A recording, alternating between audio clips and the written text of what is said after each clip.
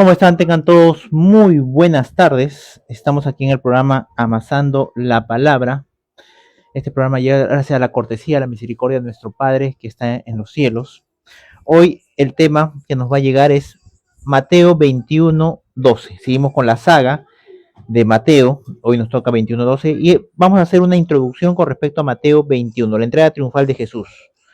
Cuando se acercaron a Jerusalén y vinieron a Betfagé, al monte de los olivos, Jesús envió a sus discípulos, ¿no? Y dice ahí, dice, id a la aldea de los que están frente a vosotros y luego traedme el asna atada con el pollino, ¿no? Entonces ahí podemos ver cómo Jesús ingresa a Jerusalén. En eso las autoridades religiosas de esa época, la mafia organizada de los fariseos, saduceos, escribas, intérpretes de la ley, que es decir, que tenían el control económico, ¿no? Y se podría decir político y religioso, era como una teocracia, ¿no? Era, una sub, era un subreinado dentro del imperio que había sido el que gobernaba, ¿no? O que el que los había metido en opresión. Entonces, partiendo de ahí, Jesús ingresa de una manera hosana al que viene en el nombre del Señor, ¿no? Era reconocido como un profeta, era reconocido como un gran maestro, y los fariseos tenían mucha envidia porque les iba a quitar, es decir, el poder religioso, ¿no? ¿Se acuerdan cuando 4.000 fueron siguiendo a Jesús? 7.000 fueron siguiendo a Jesús sin contar mujeres y niños. Entonces, eh, ¿dónde iban a quedar los diezmos, las ofrendas, las primicias, el impuesto del templo, ¿no? Si había alguien en la cual la gente lo seguía, las multitudes lo seguían. Entonces ellos se sentían que estaban perdiendo su medio económico por la cual ellos mantenían un estilo de vida adinerado, ¿no? Ahora, vamos a ver ahora el número 21:12. Entró Jesús en el templo de Dios y echó fuera a todos los que vendían y compraban en el templo, y volcó las mesas de los cambistas y de las sillas de los que vendían palomas. Entonces, dentro del templo se había hecho un mall. Se alquilaban espacios, ¿no? Se alquilaban espacios para poder, los cambistas, ¿no? Así como en Girón Ocoña, acá en el Perú, en tu país, ¿no? Un cambista que cambiaba monedas, estaban dentro del templo. ¿Por qué? Porque fuera del templo no podías hacer eso. Dentro del templo estaba consagrado a Dios. Fuera del templo, es decir, esas monedas son, es decir, del diablo. Pero dentro del templo, ahí sí, es válido, ¿no? Es válido tus monedas. Entonces, la mafia corrupta de los fariseos en esa época tenían el control económico de todo lo que Dios había instituido como parte de los diezmos, las ofrendas, las primicias. Ellos se habían apropiado de eso y utilizando los versículos bíblicos como Malaquías 3:10, ¿no? Sometían al pueblo emocionalmente, ¿para qué? Para que les diesen el dinero. Y pobre de aquel que no diese, era segregado socialmente. Eran segregados socialmente, eran rechazados, te quitaban el saludo, te quitaban, ya los familiares no te podían visitar, sino se contaminaban con ese pecador, ¿no? Ese pecador que no diezma, no ofrenda, no da la primicia. Hasta la mujer, ¿se acuerdan cuando esa mujer llevó 2 moneditas a echar y era todo su sustento? Imagínate, una mujer anciana, una mujer con lo último de sus recursos, la mafia era tan cruel y tan hostigante que la mujer, para no quedar segregada socialmente, dio todo lo que tenía. Y los ricos, es decir, ¿quién eran los ricos? ¿No? ¿Quién eran los ricos? Entonces, eso mismo sucedía con el racismo, la segregación social, ¿no? De esa época. Es por eso que Jesús cuando entra, volca a los cambistas, los que vendían palomas, tú no podías comprar afuera. No podía otra persona abrir un negocio afuera porque ellos venían de muy lejos a hacer sus ritos, ¿no? Sus costumbres, y tenían que comprar sí o sí adentro del templo. Allí está consagrado. Afuera es mundano, pero adentro está consagrado. Y habían pequeñas islas, vendían espacios de 1 metro, 2 metros, 3 metros, según el alquiler que quieras pagar, ¿no? O que te daba tu alcancía. Y una parte le correspondía a los fariseos, al sumo sacerdote, ellos administraban ese dinero, ¿entiendes? ¿Y cómo lo justificaban? Ah, es para Dios. ¿Le suena algo parecido? No, las escrituras dicen que el obrero es digno de su salario. Y justificaban su maldad con las escrituras. Entonces, para justificar la maldad, en la Biblia hay versículos y de sobra. Acá en el Perú había un pastor que utilizaba las escrituras, ¿no? Para decir a las jovencitas que, mire, Dios me ha hecho rey y sacerdote, como me ha hecho rey, igual como David tuvo concubinas, tú también vas a ser mi concubina. Y las sometía a que sean sus amantes, ¿no? Entonces, para buscar una justificación dentro de las escrituras, hay y hay de sobra. El que quiera buscar una justificación, ahí está. Va a encontrar un sustento, una base bíblica para eso.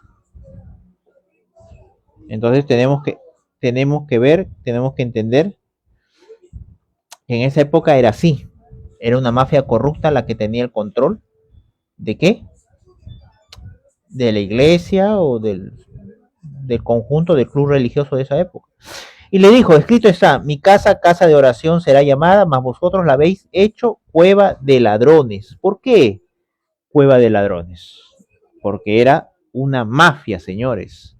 Era una mafia que sometía a la gente con versículos bíblicos, obligándolos emocionalmente a dar y a tu tía, a dar el diezmo, la ofrenda, la primicia, el impuesto del templo, sometían a la gente.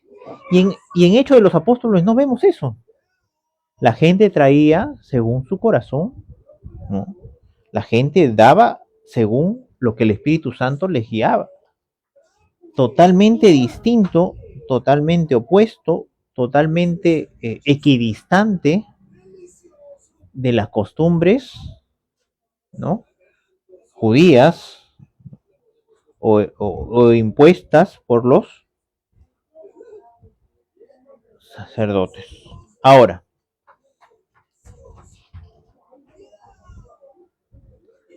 vamos a ir a Mateo 21:14. Y vinieron a él en el templo ciegos, cojos, y los sanó. Imagínense, Jesús agarra, entra al templo, comienza a volcar todas las cosas, comienza, y esta es casa de oración, ¿no? ¿De qué manera había hecho? Es decir, y pueden ver, corroborar pasajes anteriores con respecto a esto que hizo Jesús, y se van a ver y van a entender que Jesús un día antes mira a Jerusalén de lejos y se va a orar, porque era lo típico de Jesús. Alguno dirá, ahí no dice eso. No, es decir, era lo típico de Jesús. Jesús, para que hiciera eso tenía que recibir una directriz de nuestro Padre que está en los cielos. Eso evidente y eficaz. ¿Por qué? Porque acá en el número 21:14 vinieron a él en el templo ciegos, cojos y los sanó. Ciegos y cojos. En esa época un cojo no era el que estaba, ay, cojeando, ay, una uña me lastimé y estoy cojeando. Ay, no, un cojo era el que no tenía una extremidad.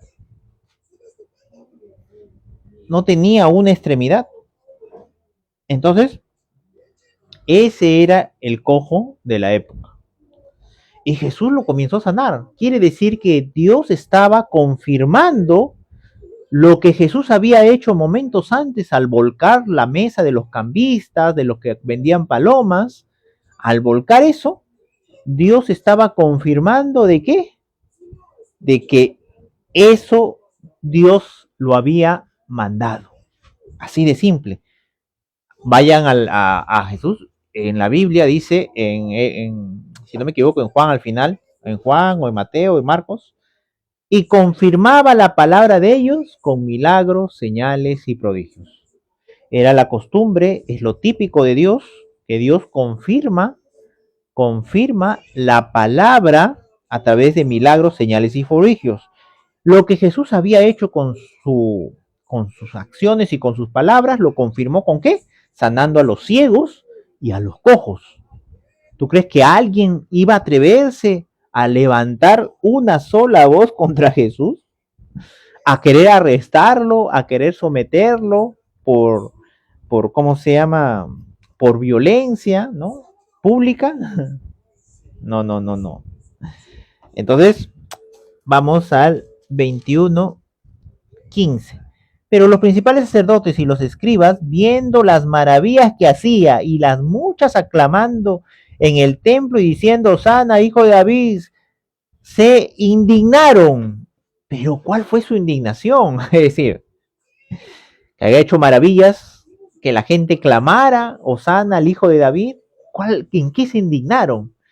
Los ciegos estaban viendo, los cojos, los que no tenían pierna, les salía una pierna, ¿no?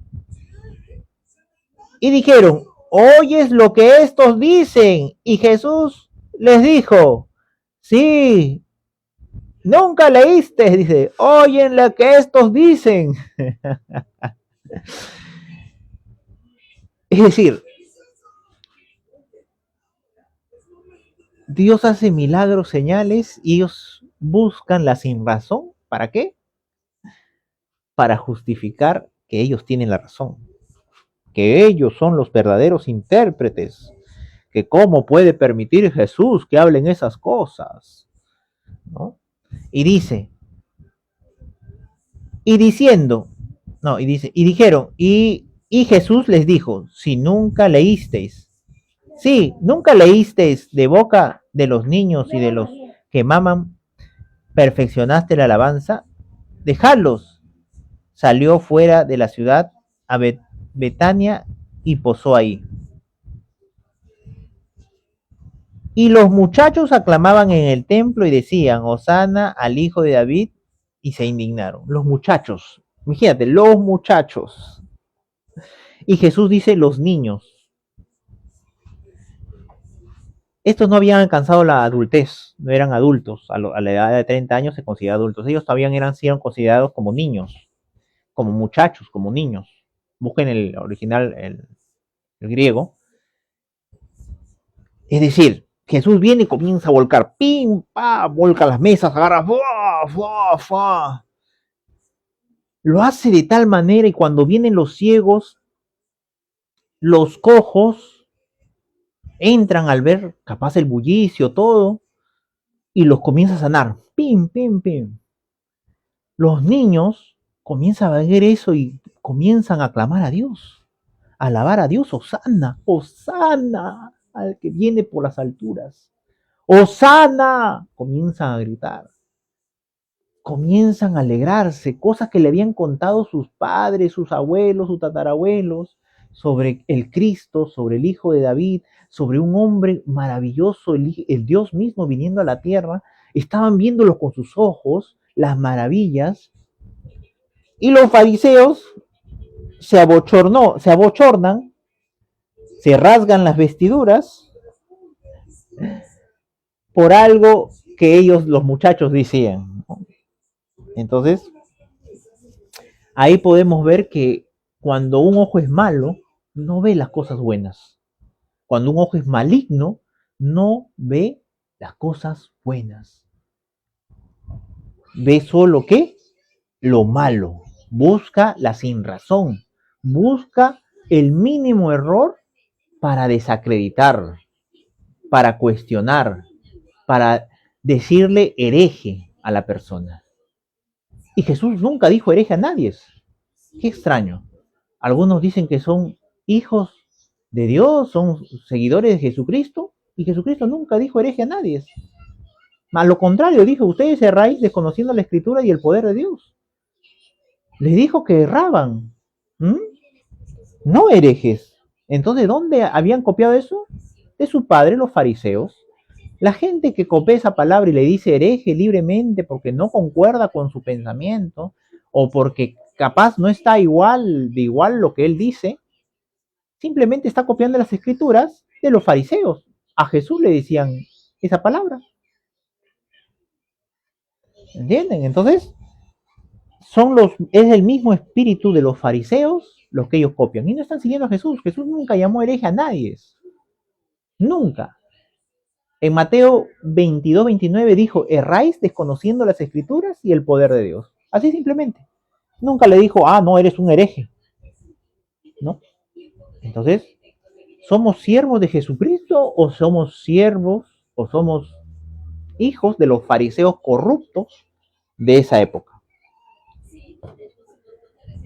Luego dice, y dejándolos salió fuera de la ciudad a Betania y pasó de ahí. Entonces, es el Cristo. Es el Cristo, el Hijo de Dios, que nunca llamó hereje a nadie, que al mismo tiempo que él echó fuera, levantó las carpas, hizo una tremenda ejercicio, un tremendo evento, capaz algunos dicen violento, con mucha violencia, con mucha fortaleza, con mucha autoridad, con mucha jerarquía, ¿no? Pero al mismo tiempo comenzó a hacer milagros, señales y prodigios. A los ciegos los hizo ver, a los cojos los hizo andar nuevamente, como si hicieran nuevos, una pierna nueva les puso. Y ahí confirmando Dios que Dios estaba con él. Dios decía, yo estoy con él. Lo que está haciendo, lo está haciendo en mi nombre. Es por eso que yo confirmo lo que él hace con milagros, señales y prodigios. Es por eso que Jesús le dijo a sus discípulos, y estas señales seguirán a los que creen en mi nombre. Es decir, en esa época, en mi nombre era una frase cultural. Cuando dice bautícense en el nombre del Padre, del Hijo y del Espíritu Santo, es una frase cultural de la época. ¿Se acuerdan cuando el centurión decía, yo le digo a este, anda, ve, y este va, anda, ve, y él va, ven, y él viene, hace esto, y él lo hace? Eran frases culturales, iban en el nombre del centurión. Entonces, eso era lo que en esa época, esa frase cultural que decía en mi nombre, es decir, cuando uno va en el nombre de Jesús, se va a manifestar, las señales van a seguirle. ¿Por qué? Porque está confirmando la palabra de los discípulos, de los hijos de Dios, que esa palabra lo ha recibido de la boca de Dios. Y cuando alguien recibe una palabra de la boca de Dios, Dios lo confirma. O como dice Mateo 6, 6, ¿no? Mas tú cuando ores, entra a tu cuarto, cerrada tu puerta, ora a tu Padre que está en el secreto y que ve, y tu Padre que ve en lo secreto, que te recompensará en público. Esa recompensa que ustedes leen ahí es que Dios estaba con Jesús y Dios confirmaba las palabras de Jesús con milagros, señales y prodigios.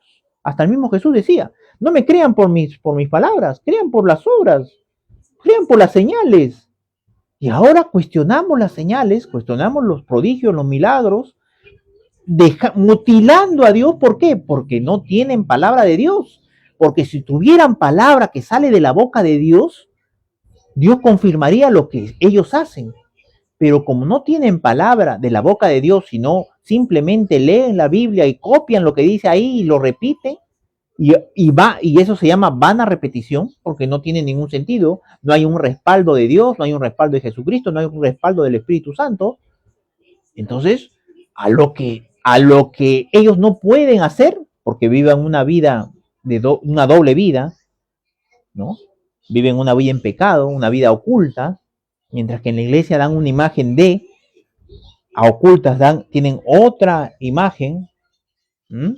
Entonces, Dios no va a confirmar una doble vida de las personas. Entonces, esa es la realidad con la que en esa época se vivía. Es por eso que nosotros tenemos que buscar la palabra de Dios que salga de su boca en Mateo 6:6. O sea, Jesús le dijo a Satanás, no solo de pan vivirá el hombre, sino de toda palabra que salga ¿de dónde? De su boca. Y el único lugar que puedes sacar palabra de su boca es en la cita con Dios, Mateo 6:6. Y tu Padre que está, Él está ahí. Y si Él está ahí, Él tiene boca y te va a hablar. Porque Dios no es un Dios de madera, de yeso, de metal, de papel, que tienen boca y no hablan, tienen manos y no tocan. Es decir, Dios es un Dios vivo y real. Ese es el verdadero sentido, el verdadero motivo de las Escrituras. Señores, damos por concluido, amasando la palabra de Dios se lee lentamente, atentamente y detenidamente, es como amasar una y otra vez, y meditar en las cosas de Dios es estar con Dios. Estas son palabras del profeta Tibilloyo, pastor profeta Tibilloyo. Entonces, muchas gracias, tengan todos muy buenas tardes y estos videos los vas a encontrar acá, hay un link que te va a conducir a mi YouTube y también dentro de mi Facebook como Javier Ricardo Finaflor Martínez, ahí también puedes encontrar todos los videos anteriores, ¿no? Si quieres repasar, si quieres meditar, si quieres de parte del Espíritu Santo, ¿no? Acá se viene a aprender, aprendemos todos, yo también he estado aprendiendo y simplemente meditamos en las cosas de Dios. Y meditar con Dios, meditar en las cosas de Dios es estar con Dios. Señores, tengan todos muy buenos días. Nos vemos hasta una próxima oportunidad en Amasando la Palabra. Hasta pronto.